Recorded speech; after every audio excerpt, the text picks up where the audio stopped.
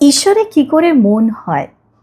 মাস্টারমশাই ঠাকুরের কাছে এই প্রশ্নটি রাখছেন যেন সমস্ত সংসারীদের প্রতিনিধি স্বরূপ। ঠাকুর উত্তর দিচ্ছেন, ঈশ্বরের নাম গুণগান সর্বদা করতে হয় আর সৎসঙ্গ। ঈশ্বরের ভক্ত বা সাধু এদের কাছে মাঝে মাঝে যেতে হয়। সংসারের ভিতর ও বিষয় কাজের ভিতর রাত দিন থাকলে ঈশ্বরে মন হয় না। মাঝে মাঝে নির্জনে গিয়ে তাঁর চিন্তা করা বড় দরকার। প্রথম অবস্থায় মাঝে মাঝে নির্জন না হলে মন রাখা বড় কঠিন। যখন চারা গাছ থাকে তখন তার চারদিকে বেড়া দিতে হয়। বেড়া না দিলে ছাগল গরুতে খেয়ে ফেলে।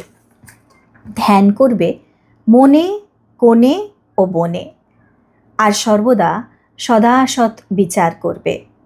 ঈশ্বরই সৎ কিনা নিত্য বস্তু, আর সব অসৎ কিনা অনিত্য। এই বিচার করতে করতে অনিত্য বস্তু মন থেকে ত্যাগ করবে।